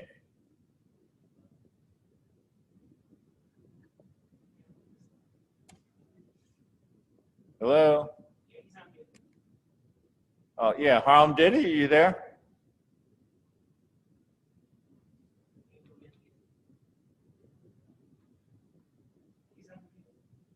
Harlem Diddy. Maybe he stepped out of the room. Okay, who are we going to go to while? All right, Edith, are you there? Yes. Good evening. Hi, good evening. How How are you? Thank you for being with us. Yes, I love everything on the panel so far. So my case is dealing with child support, and I got a check for a disbursement of $30,000. This was like child support arrears that my ex-husband owed to child support. So when I call child support and you listen to the automated, it gives you the breakdown of all the checks disbursement. I did receive one so far, which is $23,000. However, the next check, which was $30,000, HRA took it. When I called child support to find out what happened, they told me that HRA claims that I owe them. I do not owe $30,000 to HRA. Yes, I have been on public assistance from time to time. However, I only receive mainly food stamps and Medicaid. As far as cash, I make my own cash because I do foster care and adoption. So I normally have my own cash from the foster care or adoption subsidy. So I don't really use the public assistance cash per se. So for them to say that I owe $30,000, something just doesn't sound right. I didn't get any notices in the mail, nothing. The most that I've done so far, I filled out this form. It's called Request for a First Level Desk Review of the Distribution and Disbursement of Child Support Collections. Okay, so I sent that off on October 9th of this year. I haven't heard anything back from child support. Well, actually I have. What I did receive yesterday, they want to close the case. So it said your child support case will be closed in 60 days. So it's saying if I feel that they shouldn't close the case, which I'm going to respond tomorrow, because I don't think they should close the case. If they do close the case, I guess maybe this is dealing with HRA, Human Resource Administration. So, but I'm not sure. I don't want this case to be closed yet because I feel both parties should be involved. Child support enforcement and Human Resource Administration. So I just need an attorney. I'm thinking Kim Parker. I did screenshot her information from the chat message, so I will give her a call tomorrow. I think she left the panel already, but she did mention that she handles child support cases. If you have any other attorney on the panel that's here with us now that can handle child support cases, I would gladly listen in. Yeah, I'm not sure we have any others that do domestic relations, family court specifically. Jeff Emden also practices in that area. So if you have his information, you can check that. And of course, at any time, you can check with William Allen here at the House of Justice if necessary. Okay. All right. Okay, great. Thank you so much for that. Thank you, Edith. Before we take the next question, on our 10th, as we close out for our 10th anniversary year, we truly have a very, very special guest with us tonight. He's my dear brother. He's my leader. He's the president and founder of the National Action Network. He is the Reverend Dr. Al Sharpton. Good evening, Reverend Sharpton. Good evening, Michael Hardy, and good evening to all of you on this 10th anniversary of Legal Night. And I must say that all of us are in debt beyond words to Attorney Michael Hardy, who has been the creator of Legal Night. He helped to found National Action Network with me, been with us from day one when it was only a handful of us. Now we're in 105 cities, and they're doing Legal Night based on the model he started 10 years ago. On Legal Nights, we've helped countless people, that the lawyers that have volunteered and been with Michael may never get in the papers for doing it.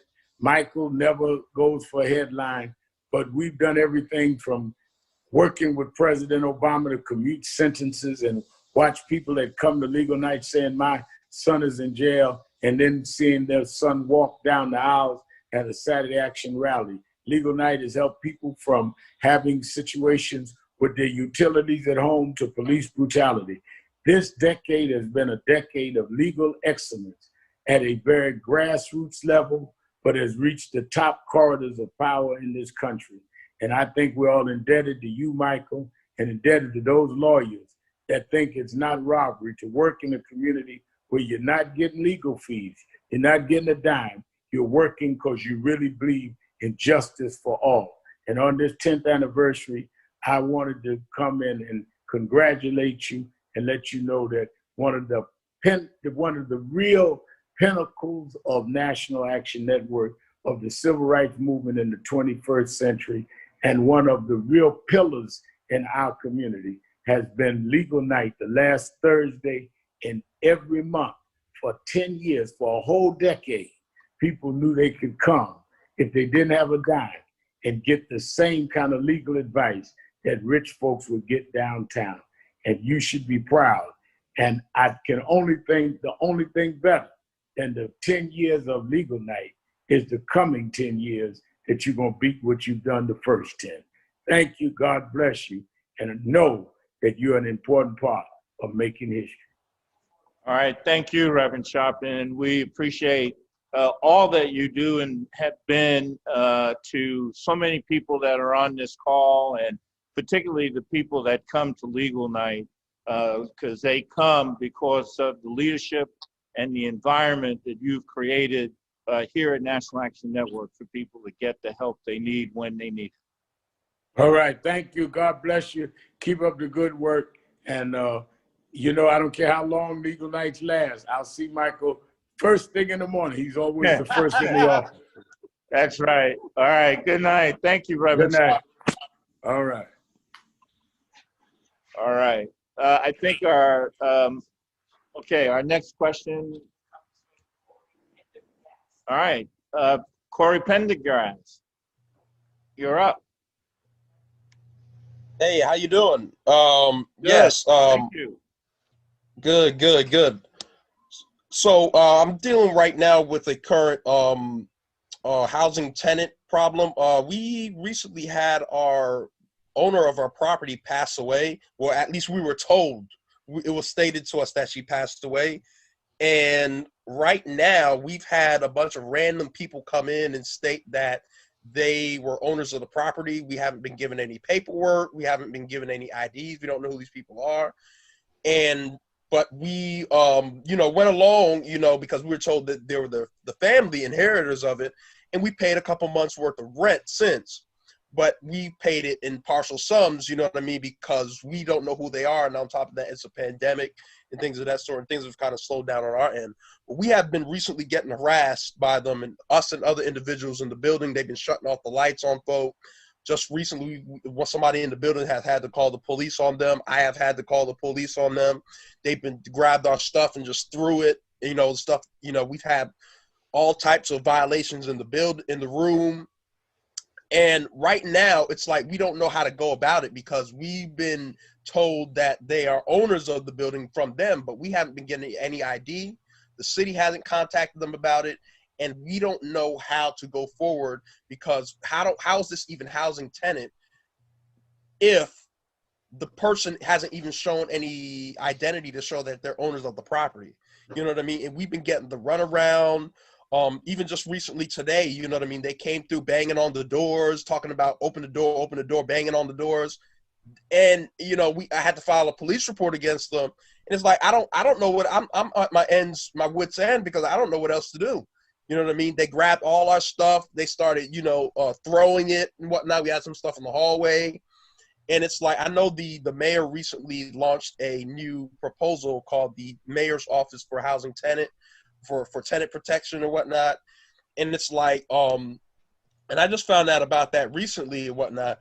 But it's like, how do we go about, you know, individuals who are showing up at random, like strangers terrorizing tenants within a building?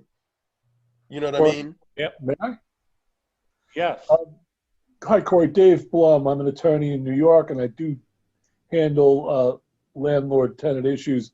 And let me tell you, first of all, that the kind of activities you're describing that are being undertaken by these alleged new owners of the property shouldn't be tolerated, whether or not they're the deed holders and in fact the landlords, or as you've described them, just random individuals who have come in to exercise power and control over the tenants.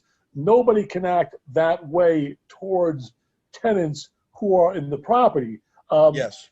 Especially, and I'm going to assume that since you've described yourself as a tenant, somebody who signed a lease and has a long-term written contract to be on the premises. Yes, you've been here 5 years. And even if you didn't have that written contract, once you're in the premises, and it is the responsibility of the owners of the premises to take the legal steps through the landlord-tenant court to establish a basis for an eviction, and then have the sheriff exercise their dominion and control over your apartment through a warrant. None of that's been done. If somebody would have cut, now my name is Dave Blum, and if you scroll down through the chat, you'll be able to find my contact information. Yeah, I would love to speak to you. Yeah, and I'll speak to you, and you're welcome to call me tomorrow. Now, I don't know what sorts of activities are going on, and you said your things are being thrown out onto the street, your property. I would take steps to protect my property if there's property in the common hallways. Is this a large multi-family house or a? Yeah, it's a multi-family, but we have violations inside of our building that they refuse to fix. I don't really want to. Okay, I mean, and that's another issue. Their failure to address what I will call violations of your rights as a tenant are an issue as well, and they carry over from this to these theoretical new owners. But you definitely have a right to determine who these people are.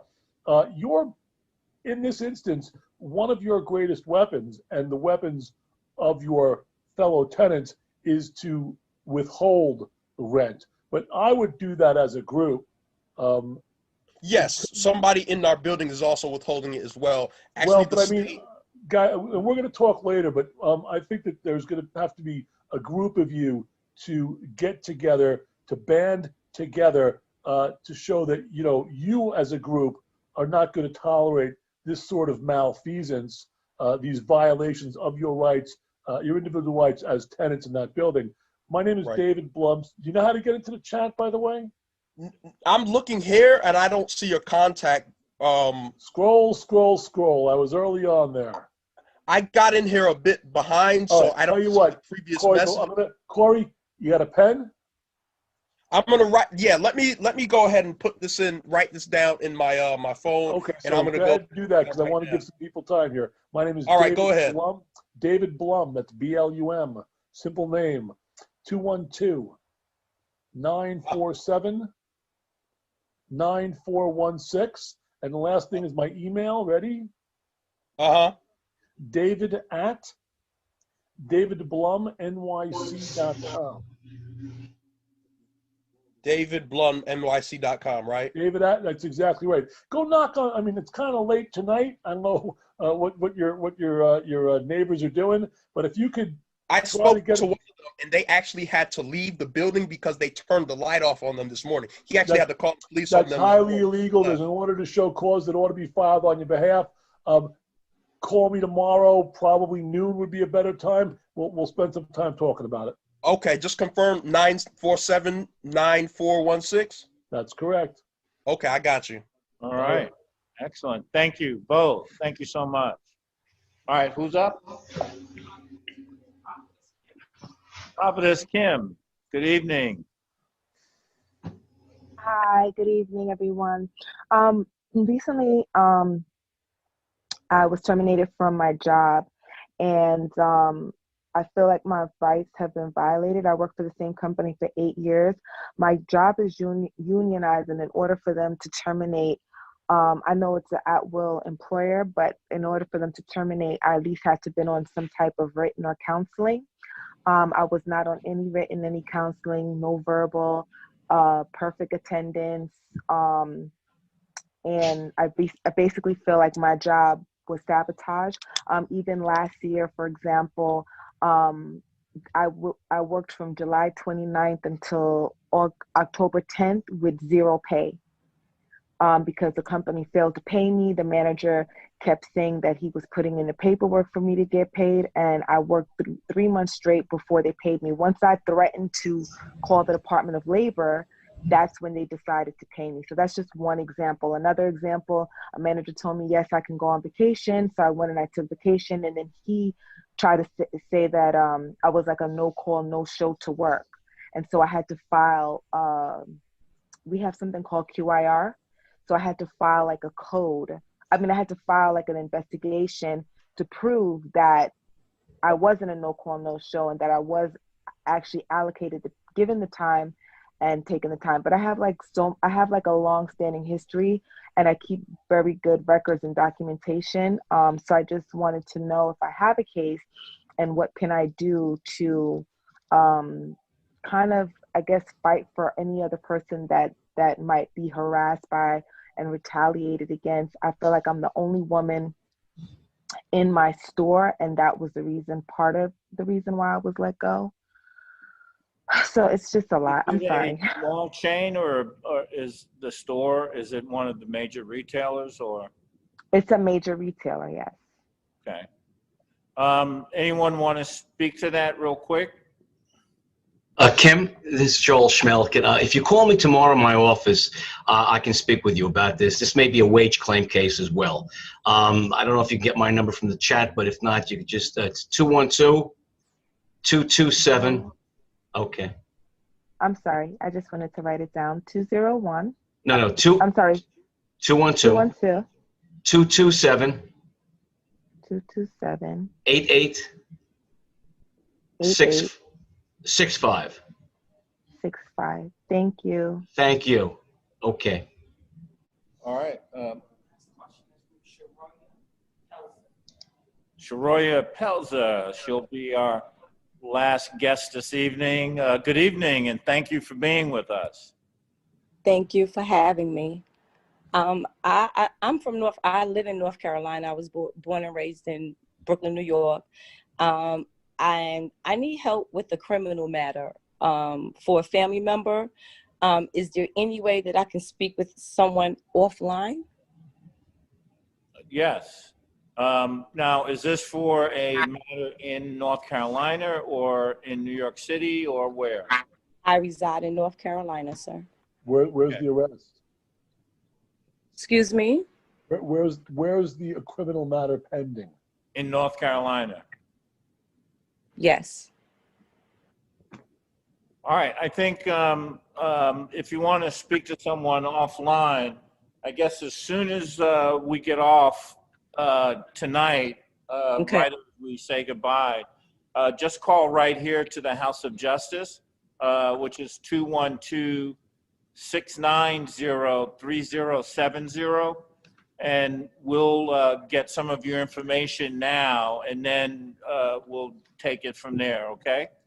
I appreciate it. Thank you so very much. All right. So as soon as we're off, call. Okay. All right. Thanks again. All right. All right. We're good. Listen, this has been a great evening. First of all, once again, want to thank all of the attorneys that have participated this evening. As always, all of our attorneys, again, they do this pro bono, as Reverend Sharpton said. We can't thank them enough.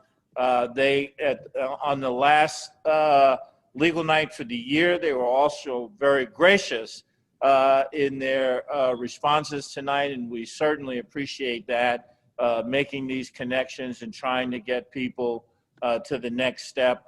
So much of being an attorney is also being a counselor, and each of these attorneys do both so well. And so once again, we thank all of our attorneys, and especially our hero for the 10 years, which is all of the attorneys, but we're especially honoring Joel Schmelkin. We thank him. Thank you.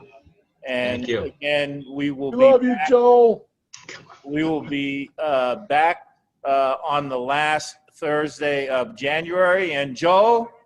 January 28th. Mark your calendar. January 28th. Mark it in your book. That's it. Last Thursday of the new year, as right. we be kicking off our 11th year. We want to thank Wiley and Brandon, I should say Attorney Stecklow. So he's such a buddy. You know, we occasionally just jump into first names. But Attorney Stecklow for his presentation tonight. And for all of you, there's no one more important than those of you that come to Legal Night to find some relief, some answers, or just some companionship for whatever you may be going through. And we are always here to help you. We're always an ear to give to you. And we will be there. No justice, no peace. God bless you. And again, we want to thank our coordinators for our National Legal Night.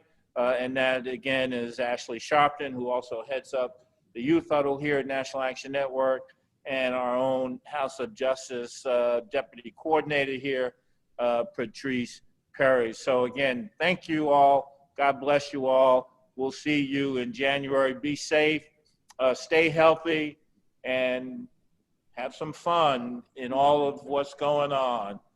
Thank you so much. And as Derek said, Happy New Year also. Thank you, Michael. All right. Thank you, Mike. Great night. Thank you, Wiley, for bringing that excellent guest. Glad you liked it. He was amazing. Absolutely, Wiley. Great. I mean, wow. Great choice. Really. I was listening to all those credentials, and then